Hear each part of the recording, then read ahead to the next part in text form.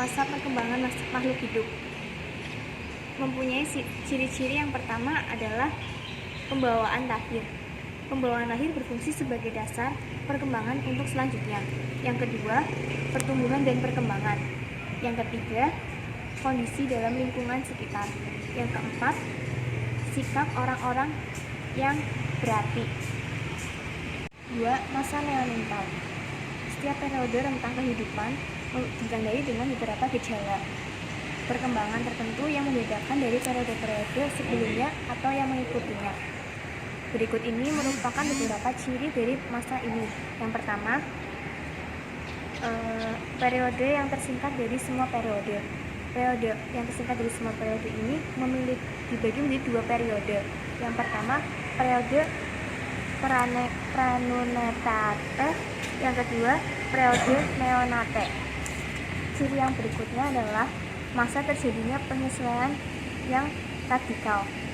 Terus, ciri yang ketiga adalah masa terhentinya perkembangan, dan ciri yang keempat, pendahuluan dari perkembangan selanjutnya, dan ciri yang terakhir adalah periode yang berbahaya. 3 adalah masa bayi. Di sini saya akan menjelaskan ciri-ciri dari masa bayi. Yang pertama adalah dasar yang sesungguhnya. Jadi itu dasar yang sesungguhnya itu bayi mulai terbentuk perilaku, emosi, dan sikapnya. Yang kedua ada pertumbuhan dan perubahan yang berjalan secara cepat, yaitu seperti mulai bayi tinggi badannya mulai tinggi, sama berat badannya mulai banyak. Yang ketiga adalah berkurangnya ketergantungan, yaitu bayi udah mulai bisa kayak duduk, jalan, berdiri itu sendiri tanpa bantuan dari orang tua. Yang keempat adalah meningkatnya individualitas, yaitu bayi itu jangan diperlakukan kayak bayi gitu loh, harus mulai mempunyai jadwal makan dan tidur yang teratur, seperti itu. Yang kelima adalah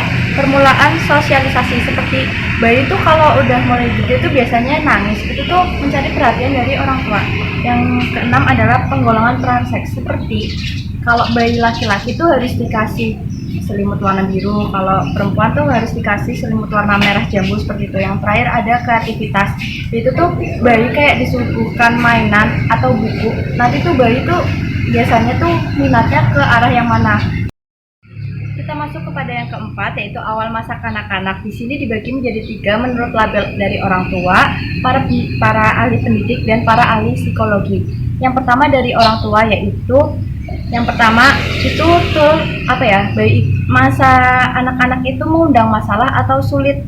Biasanya tuh anak-anak tuh mulai rese kalau diurusin. Yang kedua itu masa usia mainan. Itu tuh anak-anak tuh banyak menghabiskan waktunya itu buat bermain.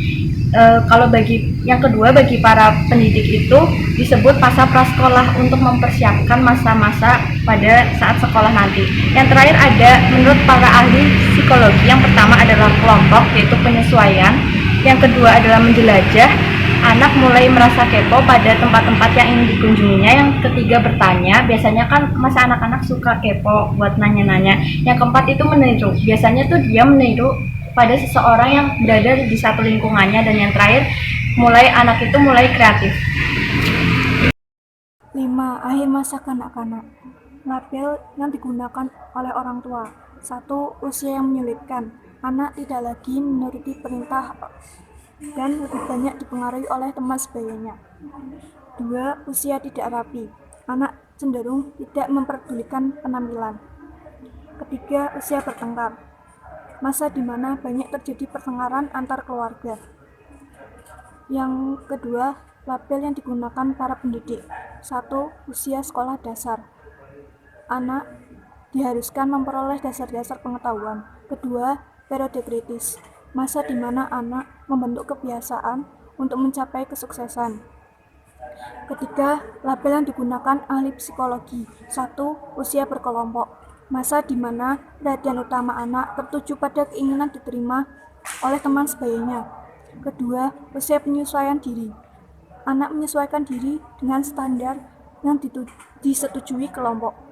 Keenam, masa puber. 1. Periode tumpang tindih, karena kedudukan remaja berada di antara akhir masa kanak-kanak dan awal masa remaja. Kedua, periode yang singkat, berlangsung sekitar 2-4 tahun. Ketiga, Masa puber dibagi menjadi 3 tahap. 1. Tahap prapuber, kedua tahap puber, dan ketiga tahap pasca puber. Yang keempat, pertumbuhan dan perubahan yang pesat. Contohnya perubahan dalam tubuh. Kelima, fase negatif. Fase di mana anak tidak terduga dan sering melenceng dari norma yang berlaku. 7 adalah masa remaja. Yang pertama adalah periode penting. Mengapa disebut sebagai periode penting? Yaitu karena berakibat langsung terhadap sikap dan perilaku individu tersebut hingga berjangka panjang atau hingga masa tua mereka.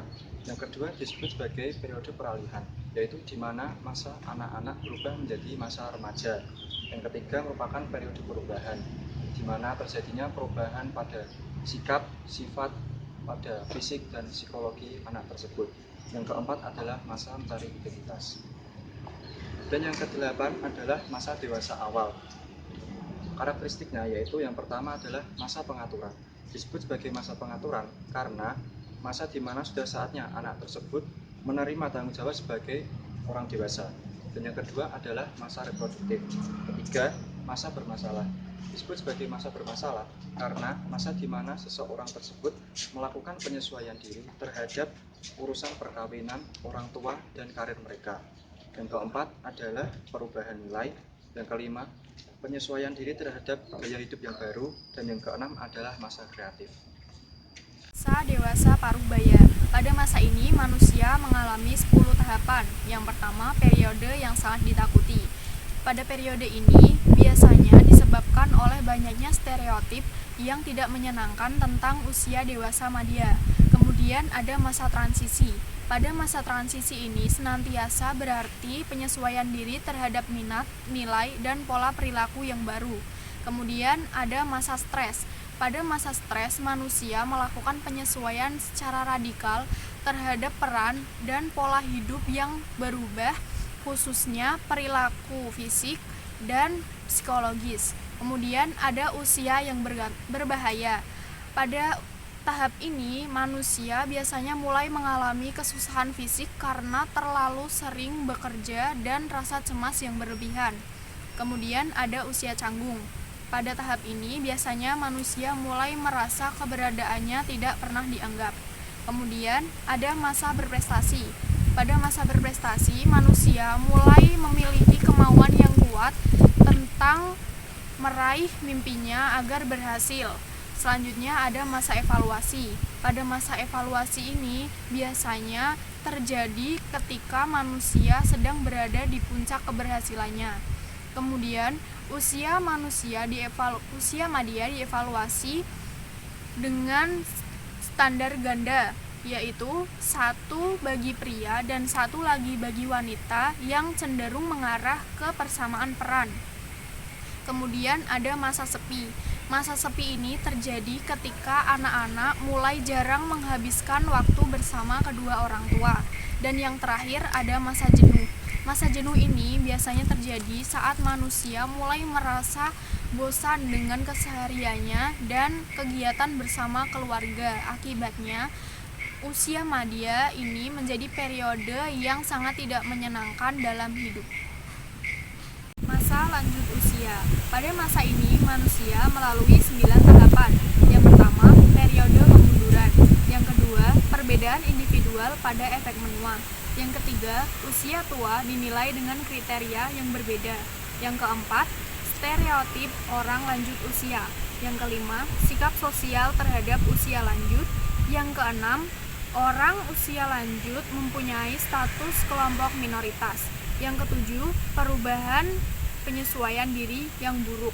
Yang kedelapan, menua membutuhkan banyak peran. Dan yang terakhir, keinginan kembali muda yang sangat kuat.